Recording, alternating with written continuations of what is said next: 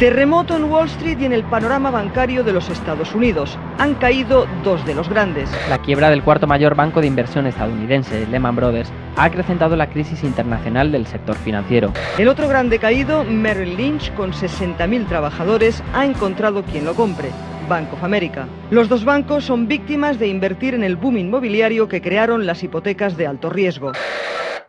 We start 2009 in the midst of a crisis unlike any we have seen in our lifetime. Comenzamos 2009 en medio de una crisis como ninguna otra que hayamos visto en nuestra vida. Casi 2 millones de puestos de trabajo se han perdido, y el viernes probablemente nos enteraremos de que perdimos más trabajos el año pasado que en cualquier otro momento desde la Segunda Guerra Mundial. El presidente de los Estados Unidos, Barack Obama, subió al poder en medio de una de las peores crisis económicas de la historia reciente. What this country is coming to, someone like to know.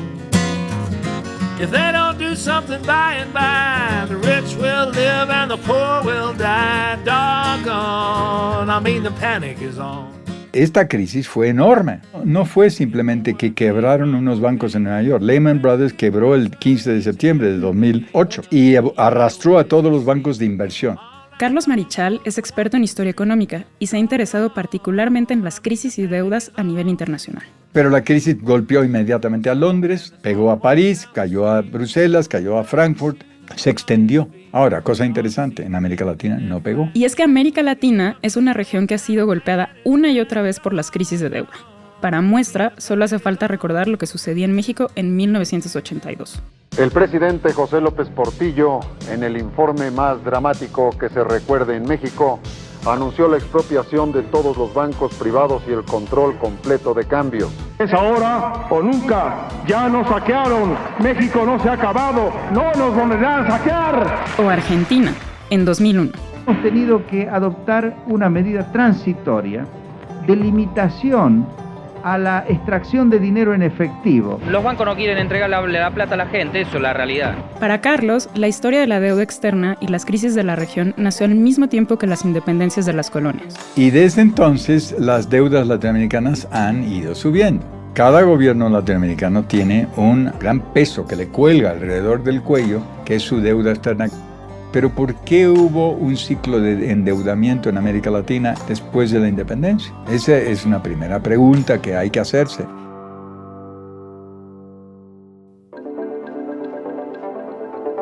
¿Cómo se cocina una crisis? ¿Por qué hay regiones como América Latina que parecen más propensas a ellas? ¿Qué papel juegan las instituciones financieras, la globalización y hasta las emociones en todo esto? Esto es Pasado Presente, un podcast del Centro de Estudios Históricos del Colegio de México, en el que historiadoras e historiadores nos cuentan las bases para entender nuestro presente. Yo soy Carla Benítez y en este episodio platiqué con Carlos Marichal sobre la historia de las crisis económicas en el mundo y cómo ha sido la experiencia latinoamericana.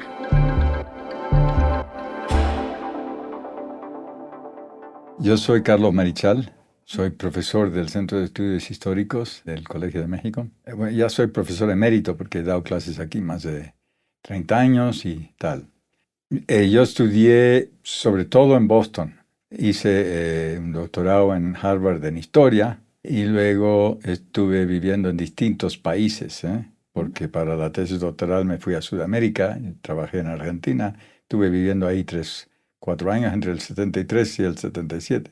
Y luego estuve 2 años en España y luego ya me invitaron a entrar a la UAM Iztapalapa, Universidad Autónoma Metropolitana, que en ese entonces estaba en auge, y entré a historia ahí a coordinar la maestría en historia. Y después, hacia el 89, me transferí aquí al Colegio de México y me dedicaba a la historia económica, aunque también he trabajado historia de relaciones internacionales, historia comparada de América Latina, historia intelectual, etc. Fui fundador con Leonor Ludlow de la Asociación Mexicana de Historia Económica. Así que me dedicaba, y tengo muchos libros sobre temas de historia económica de México y de América Latina. Y uno muy reciente, que es una historia mínima de la globalización moderna y contemporánea. Sabemos que haces historia económica, pero específicamente tienes muchas cosas sobre crisis y sobre deuda. Y esos son temas que normalmente no nos interesan hasta que ya estamos metidos en la crisis, ¿no? O sea, que no nos preocupa mucho estudiarlos. En general, la gente cree que cuando uno habla de finanzas, de historia financiera, de historia de las crisis financieras, eso es un campo vedado para el ser normal, que es demasiado complicado, que es demasiado técnico. Las finanzas son parte de la vida de cualquiera. No es tan complicado. Lo que pasa es que hay una especie de burbuja de desconocimiento y de rechazo. Se habla de finanzas y dices, eso es para los técnicos. Claro, como que nos da miedo, ¿no? Además, acercarnos al tema. Y mucha gente, muchos economistas, yo soy historiador económico, no propiamente economista, y mucha gente en la banca central, por ejemplo, el Banco de México, o el Fondo Monetario, o cualquier instancia internacional financiera de agencia como estas, comunican la idea, nosotros sabemos. Claro, nosotros tomamos las decisiones, ustedes. Bueno, y nosotros hacemos el análisis. Claro. Somos los que tenemos el conocimiento. Exacto. Y por lo tanto, acéptenlo. Son como los sacerdotes. Y en tanto es ese su planteamiento, el mensaje que comunican es que hay un club exclusivo de gente que entiende las finanzas. Y los demás, la verdad, mejor no se metan, ¿no? Ahora se habla de educación financiera.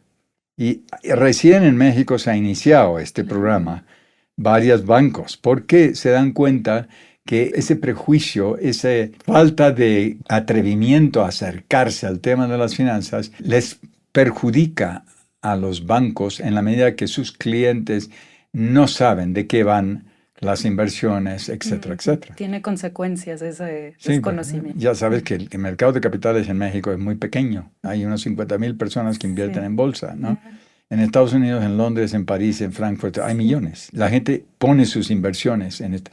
En México no es costumbre porque tienen miedo y no saben. Y es interesante porque apenas veía, hay muy poca educación financiera, pero el estrés financiero es altísimo. Entonces, todos estamos preocupados, pero no entendemos. Y sí, ese es el punto. Y por eso yo me metí a estudiar las crisis financieras. Pero en fin, yo me metí a trabajar historia de las grandes crisis con gran atrevimiento, porque yo la parte moderna, más reciente, contemporánea, no la conocía bien. Leía los periódicos, el Financial Times regularmente, que es el mejor periódico para estas cosas. Pero dije, hay que hacerle la historia. Claro. Desde 1873 hasta 2008, era el año 2010. Me llama mucho la atención también que mencionas ahí en el libro que las crisis pueden ser como bisagras entre las épocas. Pero, bueno, regresando a este libro de las crisis, Nueva historia de las crisis financieras, ¿puedes hacernos un resumen de las crisis principales? Ese es un libro con vocación, digamos, de historia global, ¿no? Con bastante énfasis en América Latina, porque muchas veces los autores angloamericanos, holandeses, alemanes, etcétera, hacen historia y dejan fuera América Latina. La historia económica y financiera es como si no existiera en América Latina y América Latina no participa de. Entonces ahí hay algo no funcional y que dificulta la conversación. Quería enfatizar la recurrencia de las crisis a lo largo de los últimos 200 años, porque el capitalismo tiene ya unos 200 años, el capitalismo moderno, y yo había trabajado ese tema de las crisis, en el caso de América Latina, desde las guerras de independencia en adelante, viendo las crisis de las deudas. Ese tema lo trabajé en un libro, A Century of Debt Crisis in Latin America. Y fue muy leído porque daba un panorama muy claro de las crisis de deudas, pero coincidiendo cada una de esas crisis con crisis en los centros, en Londres, París, Nueva York, etc. Porque cada una de las crisis estuvo muy vinculado, enlazaba, se podía ver a través de la historia de la deuda externa de América Latina, cómo se enlazaban las crisis locales con las crisis más grandes, ¿no? Eso me atrajo y dije yo, puedo hacer otro libro más amplio y llegando hasta el presente, usando ese conocimiento previo y agregando más elementos sobre las crisis a nivel comparativo internacional. Claro. Lo que primero me llamó la atención cuando estaba trabajando la historia de las deudas externas de América Latina fue lo temprano, que fue el primer ciclo de deudas 1822-1825, o sea, justo con la independencia. Claro. Y la primera crisis de deudas, el 26, 27, 28, o sea, unos poquitos meses, años después, ¿no? Resultado que tenemos ciclo de auge, de toma de préstamos y crisis después. Pero ¿por qué hubo un ciclo de endeudamiento en América Latina después de la independencia? Esa es una primera pregunta que hay que hacerse. Claro. Y la explicación viene por dos lados. Viene por el lado de los políticos en América Latina, que nacían, los políticos independientes, Bolívar, Rivadavia en Argentina, O'Higgins en Chile, el mismo Iturbide y luego los dirigentes de la República Mexicana en el 2024, todos necesitaban dinero.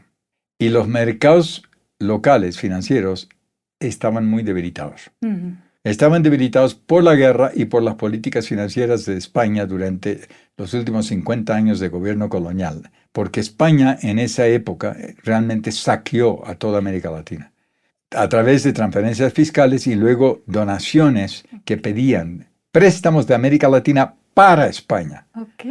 Entonces los ricos, pero también otros grupos en América Latina tuvieron que prestarle muchísimo dinero a España por sus guerras. Las guerras de fin del siglo XVIII, España y Francia contra Inglaterra, España contra Francia, España luego contra Inglaterra otra vez. Había guerras entre 1763 y 1810, muchas guerras en el mundo atlántico entre esas tres potencias, que eran las tres potencias coloniales. Y todos querían, pues, ver cómo dominaban unos a otros. Claro. Entonces, los mercados financieros que existían a fines de la colonia eran importantes porque había mucha gente con dinero en América Latina a fines de la colonia por la minería de plata y por muchos otros elementos. Recursos. Esos mercados financieros implotaron, se cayeron. La gente con dinero durante las guerras de independencia perdieron mucho porque las minas se fueron al traste y sacaron mucho dinero. Bueno, con la guerra ya no se fiaban, entonces un gran comerciante o minero en México, un gran hacendado, muchos sacaban el dinero, lo mandaban a Europa, a España, a Francia, para seguridad. Y lo mismo pasó en toda Hispanoamérica. Entonces, Bolívar en Colombia, Rivadavia en Argentina, O'Higgins en Chile, San Martín en Perú, Iturbide en México, ellos querían dinero prestado porque el sistema fiscal en América Latina se había colapsado. Claro. Y para financiar una guerra necesitas... Sobre todo para terminar de financiar la guerra y seguir financiando el ejército, pues los ejércitos post-independiente eran grandes. Durante mucho tiempo, bueno, es parte del legado de las guerras de independencia, unos ejércitos grandes en cada país que dominaban políticamente, no totalmente, pero tenían un gran peso, sobre todo a nivel gasto. El 60-70% del gasto de todos los estados independientes era en lo militar. Y si no les pagabas a los soldados y a los oficiales... No se te amotinan. Sí, te dan el golpe de Estado. Por eso tantos golpes de Estado en la primera mitad del siglo XIX en América Latina, porque los gobiernos eran débiles fiscal y financieramente. Claro. Piden los préstamos. Y la cuestión es ¿de dónde? Pues resulta que en Londres, en 1820, empieza un primer boom de la bolsa. Londres se había convertido con las guerras napoleónicas en el principal mercado de capitales financieros de Europa. ¿Por qué? Porque con Napoleón se hundieron los mercados de Frankfurt, de Hamburgo, de Cádiz, de Lisboa, de París. Se fueron colapsando con las guerras napoleónicas, especialmente ya con la derrota de Napoleón. Y los comerciantes banqueros en Europa se emigraron a Londres. Casi todos, la mayor parte. Por ejemplo, Baring Brothers eran de Hamburgo, los Rothschild eran de Frankfurt, ¿no? Claro. Y muchas otras casas griegas, casas españolas, casas portuguesas, casas francesas, emigran a Londres para tener oficinas ahí. Una famosa casa, la Casa Hope de Holanda, ¿no? Va a Londres y entonces Baring logra que el hijo se case con la hija de Hope.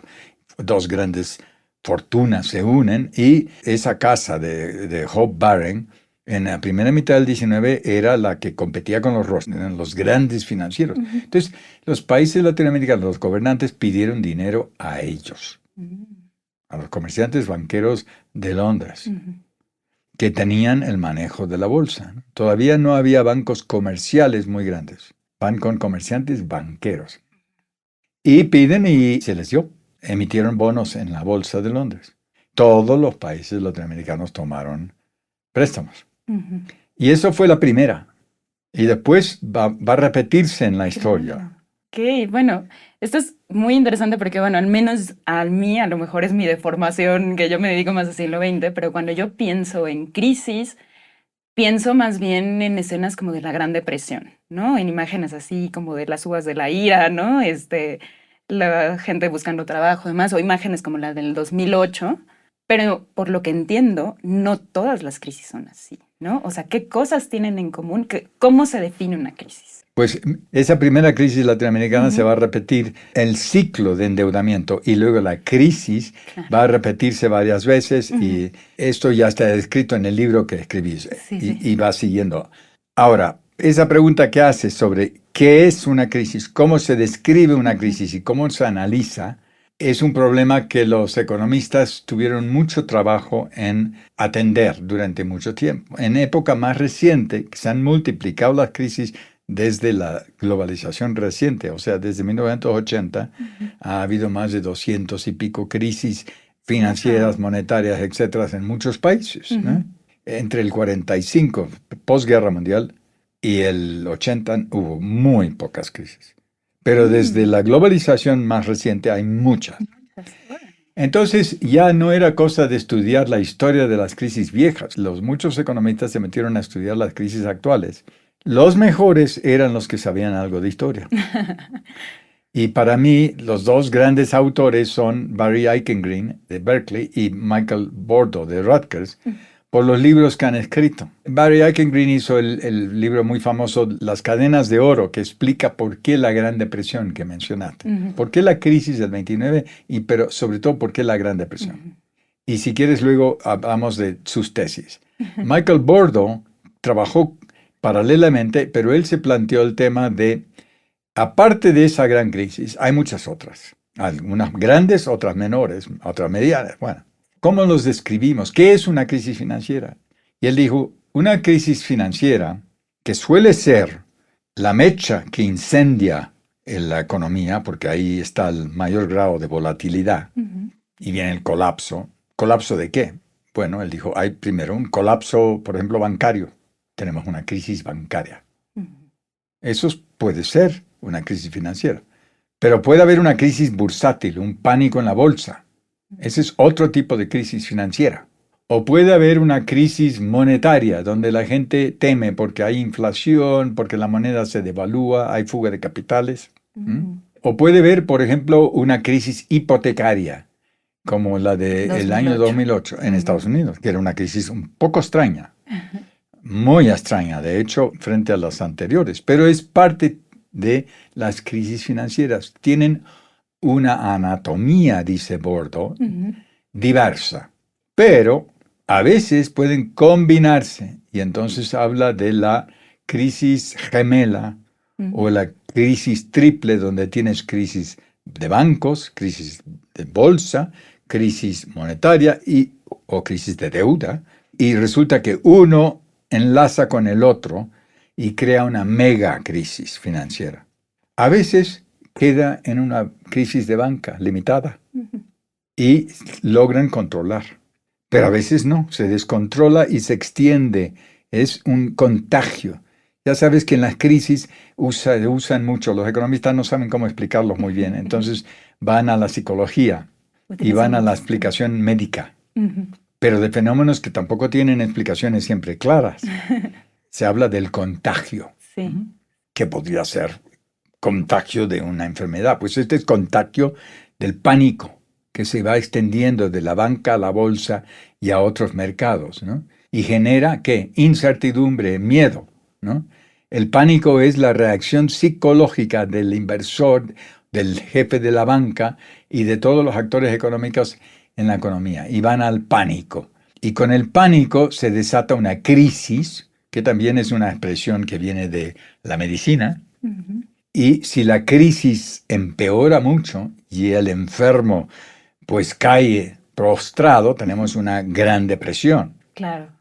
Y si tenemos una gran depresión, ¿cómo lo explicamos? Pues le usan la expresión psicológica, depresión. O sea, es curioso ese... Sí, ese paralelismo, ¿no? Sí, el uso que tiene. La razón tiene que ver con que los economistas tienen dificultad en inventar una palabra del lenguaje económico tradicional para decir, bueno, cuando se colapsa, ¿cómo lo describimos? Sí, es muy interesante. Y entonces usan esto, y la verdad es que para el público general eso es comprensible. Sí, y además, bueno, aquí ya a lo mejor estoy elucubrando, Sí. pero ¿qué tanto también tiene que ver con el factor emocional que juega en eso? Porque también en algún momento mencionas en tu investigación sobre el papel que de hecho calificas de irresponsable a veces de las calificadoras o el papel de también la prensa en este contagio, ¿no? De este pánico que a veces puede sí ser determinante, o bueno, no sé cómo lo consideres, en el desarrollo de una crisis, ¿no? Bueno, en efecto, pero hay varios niveles, a nivel de psicología de la crisis, de los actores, etc. Uh-huh. Ahí me parece importante tener en cuenta el factor humano. O sea, lo que has mencionado es la psicología y las conductas, ¿no? Y las opiniones. El factor humano influye mucho en esos momentos especialmente, en el funcionamiento de la economía, especialmente del sector financiero. En el sector financiero especialmente porque es muy volátil. El sector financiero es el más volátil de todos los sectores. Hoy en día sabemos que cuando los inversores están operando con este sistema del Internet mundial, las operaciones se hacen y dicen en nanosegundos, ¿no?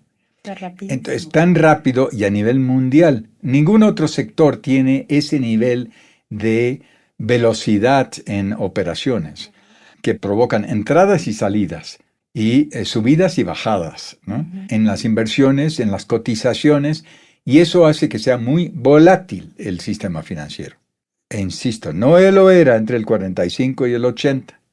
Sí, estaba bastante controlado, pero eso se perdió y desde el 80 estamos enfrente con una situación difícil de manejar para todos, porque está cambiando el sistema financiero todo el tiempo. O sea, se pasa de la estabilidad de la posguerra a la crisis o la inestabilidad de los años 70, 80 en adelante. Y es interesante esta división temporal antes de los 80, porque al menos cuando yo pienso en las grandes crisis, y te pediría que nos des un panorama a lo mejor más general, pienso en las crisis generadas por la Primera y la Segunda Guerra Mundial, pienso en la Gran Depresión, incluso en las crisis de deudas en América Latina en los 80s, y justo quedan en este primer periodo, ¿no? O sea, que mencionaste. Yo diría, no, mira, las crisis grandes tradicionales eran las de 1873, hubo crisis importante en 1890, una crisis financiera en 1907 que era Estados Unidos, Canadá y México, el resto del mundo no le afectó. Hubo una crisis comercial y financiera después de la Primera Guerra Mundial en el 2021. Hubo la gran crisis bursátil del 29 que empezó en Nueva York y inmediatamente afectó a Europa y luego se extendió mundialmente. Esas son las grandes crisis financieras, junto con el impacto de la guerra mundial, que es algo un poco diferente. O sea, cuando estalla una guerra ya todas las variables cambian, ¿no? Claro. Y en general lo que hay es retracción y desglobalización, porque lo que eran economías muy abiertas y de mucho intercambio, muchos flujos de comercio, muchos flujos de capitales, muchos flujos de migrantes, fines del siglo XIX y durante los años 20 hasta el 29, en ambos casos, Primera Guerra Mundial y Segunda Guerra Mundial, eso se para cuando estalla la guerra. Claro. Entonces, la guerra es un fenómeno adicional, suele vincularse con lo que podríamos llamar una crisis financiera, pero los gobiernos, cuando estalla la guerra, toman control. Y entonces impiden que se colapse todo el sistema financiero de cada país. No están dispuestos, porque si se colapsa en su país, el enemigo va a poder... Exacto, es ponerse vulnerable. Sí. Entonces se empieza a establecer un control mucho mayor de toda la economía y del sector financiero. Y después de la Segunda Guerra Mundial, esto continuó, porque había mucho miedo de que pudiera repetirse el ciclo de entreguerras, ¿no? Que Keynes había previsto después de la Conferencia de Versalles en 1919, cuando él escribe el libro Las consecuencias económicas de la paz. Dijo, es un desastre este acuerdo posguerra. Francia, Inglaterra y y Estados Unidos van a castigar a Alemania y le llevan a la hiperinflación, y eso va a tener consecuencias nefastas. Hay que apoyar la reconstrucción. Después de la Primera Guerra Mundial no le hicieron caso a Keynes y siguieron empeñados en sacarle todo lo que podían de Alemania, Austria, etc. Y eventualmente eso contribuyó a la crisis y la Gran Depresión, y luego a la Segunda Guerra Mundial. Pero después de la Segunda Guerra Mundial se daban cuenta que habían tenido un error horrible. Habían hecho lo que no había que hacer. Y Keynes está presente en Bretton Woods, en la reunión más importante de discusión de cómo reconstruir el mundo después de la Segunda Guerra Mundial. Bretton Woods está en New Hampshire y se reunieron ahí 750 delegados de todos los países aliados contra los ejes. Y ahí él y White, el jefe del Tesoro norteamericano, intervinieron y discutieron junto con los demás y plantearon la necesidad de establecer una moneda dominante común, aunque Keynes quería algo que llamó el Bancor, que dijo que el Fondo Monetario Internacional iba a administrar una moneda universal. Wow. White de Estados Unidos, el Tesoro, dijo, no, es el dólar. Claro. Y Estados Unidos había ganado la guerra. Inglaterra estaba en segundo plano. Exacto. Y White, Keynes entonces dijo, bueno, pero hay que crear el Fondo Monetario Internacional para que haya acuerdo entre todos los países. Y hay que crear el Banco Mundial. Y desde el 45 en adelante se estabilizaron las finanzas con el dólar como moneda dominante, con el Fondo Monetario, con el Banco Mundial, pero cada gobierno controlaba mucho su sistema financiero. Y eso continuó hasta 1971. Bueno, y ahorita ya nos diste muchos temas, pero justo me quedé pensando, habías mencionado en esta parte de qué tanto es cíclico. O sea, las crisis son cíclicas. No sé qué tanto decía Keynes y todo esto, o sea, hay como una condena a estar repitiendo, ¿no? Un poco como Sísifo, o qué es lo que se está discutiendo. Bueno, la mayor parte de la gente diría sí, es cíclico, y en lo que yo he trabajado de las deudas, yo insistía en ese punto, pero los economistas no están muy de acuerdo, porque los ciclos son bastante imprevisibles, no hay tanta regularidad, y esto se observa desde estas fechas que estábamos hablando. Exacto. Entonces, en el 71 ocurrió una cosa rara, que es que Estados Unidos estaba con un déficit muy grande por la guerra de Vietnam, y finalmente Nixon no tuvo otra opción, porque estaba perdiendo la guerra de Vietnam, de hacer algo dramático. Y lo que hizo es descolgar el dólar del oro. Y entonces ya el dólar no era $35 por onza de oro, sino que flotaba. Y estamos desde entonces en un sistema de libre flotación de las monedas. Eso quiere decir que el peso mexicano flota. Cada día puede cambiar de valor. Del 45 al 71 no cambiaba de valor, salvo que el gobierno dijera, mira, ahora va a ser 8 pesos por dólar. Luego 12, y se quedaba fijo. Pero desde el 71, con la libre flotación, dijeron, ahora los mercados van a decidir los precios. Eso lo que implicó es un gran nivel de volatilidad con la que vivimos hoy en día. Claro. Pero también ocurrió otra cosa en esa época, que fue la invasión de Israel por los países en el 73. Árabes, Siria, Egipto, y se estalló una guerra y se armó la de Dios es Cristo. Israel pudo parar la invasión, pudo destruir los 600 tanques egipcios y los 500 sirios, y se hizo una negociación. Pero en ese momento los países árabes dijeron, vamos a apoyar a Siria y Egipto, vamos a crear OPEP. Y crearon la Organización de Petróleo, vamos a elevar el precio del petróleo. Y lo elevaron. Entonces las monedas empezaban a flotar, pero el petróleo también empezó a subir muchísimo y a flotar. Y la volatilidad del petróleo y del dólar es una característica desde entonces. Esa época, con ese enorme aumento del precio del petróleo, creó muchos recursos para los países árabes que empezaron a tener que reciclar los dólares que recibían. Petróleo se paga en dólares. Ajá. Todos los países árabes recibieron muchísimo más dinero porque elevaron el precio con un cartel, el OPEP, ¿no? Claro. Y tenían que colocarlo. Pero había recesión en los años 70 en Europa, y Japón y Estados Unidos. ¿Quién quería los dólares? Pues sobre todo está América Latina. Entonces los 70 es la época del auge de las deudas. Es en inglés la época del loan boom, ¿no? Que sigue hasta el 82. Ahora observa, esa crisis no se podía prever. Hay muchos factores que influyen, la discusión de Nixon, la invasión de Israel, el aumento del precio del petróleo. Así que hablar de ciclo ahí es muy complicado. Okay. Porque un ciclo te dice, bueno, va a subir y luego va a bajar.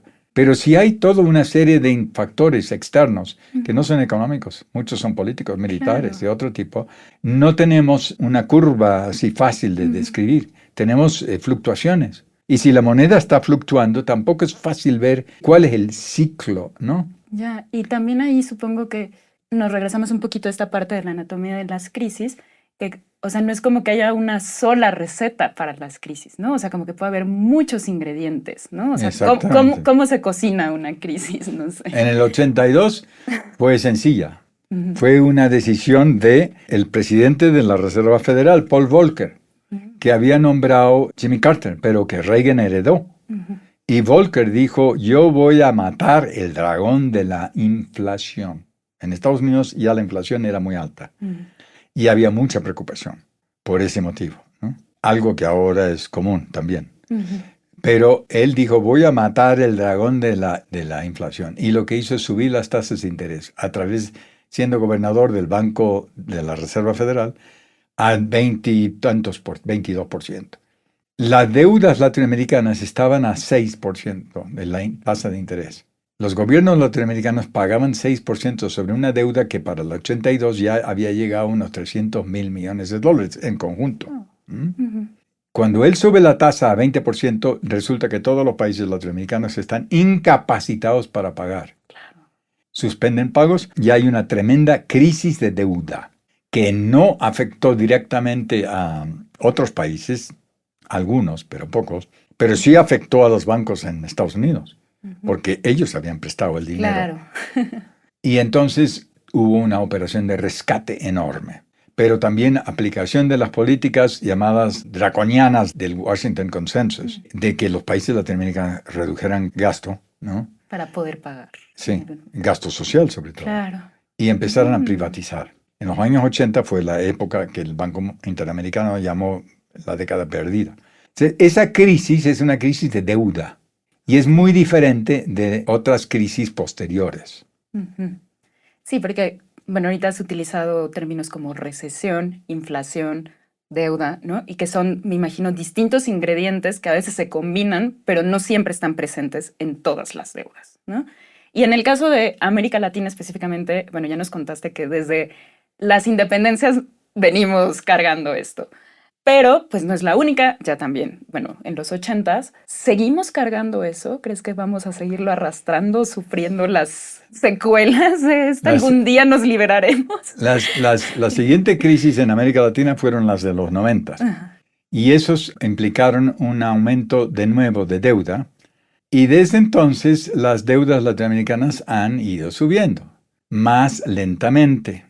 Pero cada gobierno latinoamericano tiene un gran peso que le cuelga alrededor del cuello, que es su deuda externa, que tiene que pagar anualmente intereses y amortización, ¿no? Cuando las tasas de interés están bajas, más o menos aguantan, ¿no?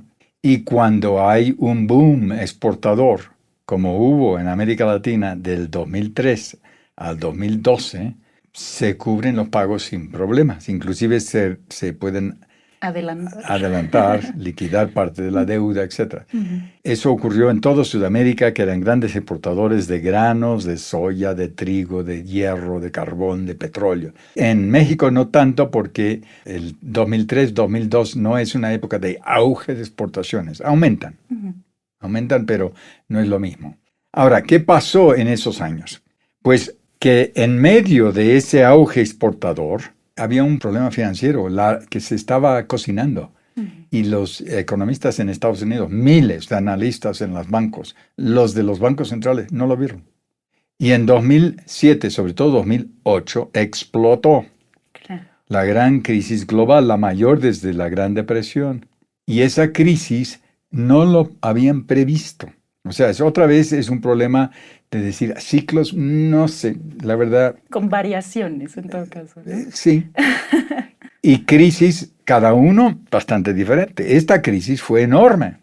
Y luego no fue simplemente que quebraron unos bancos en Nueva York. Lehman Brothers quebró el 15 de septiembre de 2008. y arrastró a todos los bancos de inversión, no los bancos comerciales. Los bancos comerciales tuvieron que absorber los bancos de inversión, con excepción de Goldman Sachs, que sobrevivió, pero los demás fueron absorbidos. Pero la crisis golpeó inmediatamente a Londres, ahí cayeron muchos bancos, pegó a París, cayó a Bruselas, cayó a Frankfurt, etc. Se extendió. Ahora, cosa interesante, en América Latina no pegó. Sí pegó por el lado del comercio, porque con la crisis mundial cayó el comercio. Pero no hubo bancos que quebraron en América Latina, ni en México ni en el resto de América Latina con la crisis del 8. ¿Por qué? Una buena razón tiene que ver con que el auge de las exportaciones estaba haciendo que crecieran esas economías y no estaban involucrados en el tema de las hipotecas de Estados Unidos, ni el tema de las crisis de los bancos de inversión de Nueva York o de Londres, ¿no? Entonces ahí ven una crisis diferenciada, ¿no? La del 8, ¿no? Claro que eso permitió un cierto respiro. O sea, la crisis del 8 pegó en México, pero no fue tanto. No fue tan dramática como en Estados Unidos. No. Pero posteriormente las cosas han cambiado. Sí. Y bueno, justo hablando de cómo han cambiado las cosas, y otro de tus temas que ya nos adelantaste es la globalización. Y bueno, estamos viendo que desde el principio, desde las independencias, los intereses de distintos países ya estaban metidos, pero ahorita más que nunca. Y algo que me gustaría preguntarte es, a raíz de las últimas medidas que ha tomado Trump, por ejemplo, en cuestiones arancelarias y pues un poco como la crisis bursátil, también se ha hablado, algunas personas, algunos políticos, específicamente estaba leyendo del secretario en jefe del Tesoro del Reino Unido, que dijo que este es el fin de la globalización. ¿Qué piensas de eso? ¿Estás de acuerdo? ¿O cómo te imaginas que sería eso? Hace rato mencionaste, me pareció muy interesante el término de desglobalizar. No sé si... Sí, esa es una expresión que se usa mucho ahora. Globalización, desglobalización. Entre las dos guerras mundiales hubo un periodo de desglobalización, eso está claro. Pero ahora, con las medidas de Trump, se ha planteado de nuevo este tema. El miedo a que están cambiando las cosas muy rápidamente y no saben los economistas y nadie muy bien qué viene, porque Trump es imprevisible. Cada día sale con una cosa nueva y medidas muy drásticas.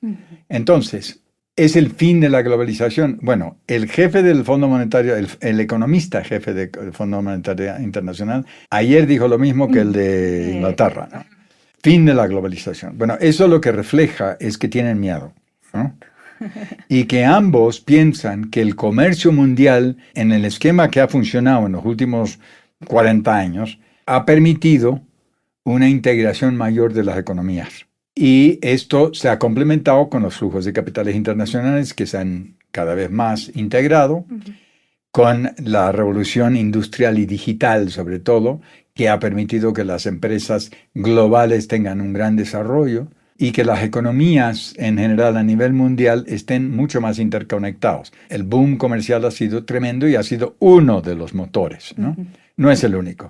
Y ahí yo creo que se confunden estas figuras que hablan de la fin de la globalización, porque si nos fijamos hoy en día, lo global, el elemento más evidente que es global es lo digital. Claro. Todo el mundo tiene un celular. Sí.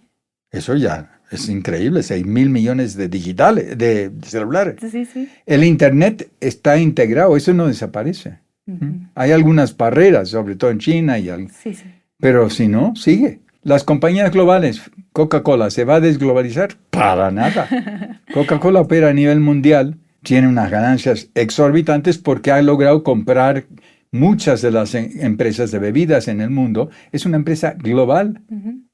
Trump puede poner las tarifas que quiere, Coca-Cola va a seguir, la General Motors va a seguir, la Toyota va a seguir, se van a adaptar. Claro.